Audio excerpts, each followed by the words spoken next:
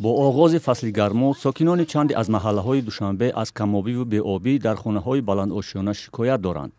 برخی میگویند در منزل‌های از طبقه دوم بالا حتی در روز ساعت‌ها به آب میمانند. آیامی اومدگی ما که همین دو میخیله. هر تویستون مودا وابشه آب نیست. ما سال پیش در 4 etaج بودم موتور داشتم. خیلی از جدیدتای به آبی را یکم فروماگی.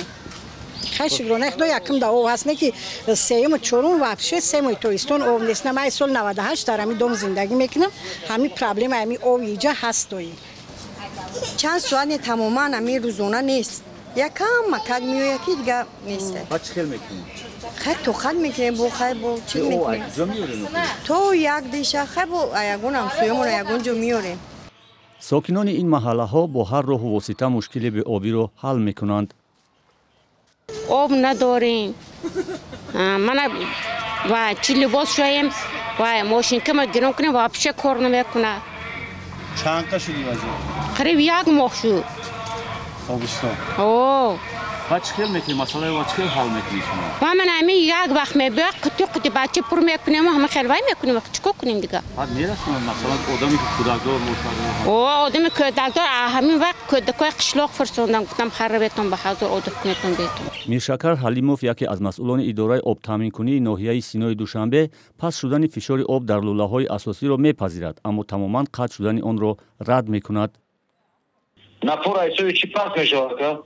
این فصل گرما ببینیم که همه استفاده برید و کم ترک شروع برکت و چهار ماشون داول فشار بالا کنید تا اوج کمتر بشه. ای خیلی بیم که به اوی خیلی در نهایت سینا تنقیص به اوی نیست. اما با گفته یکی از مسئولان کارخانه آب و کاریز دوشنبه که نخواست نامش برده شود، یکی از دلایل کم‌آبی در محله‌های شهر دوشنبه که از آب‌های زیرزمینی آب می‌گیرند این است که سطح خود آب‌های زیرزمینی پست شده است و پایگاه‌های آبکشی نو و علاوگی باید نصب کنیم.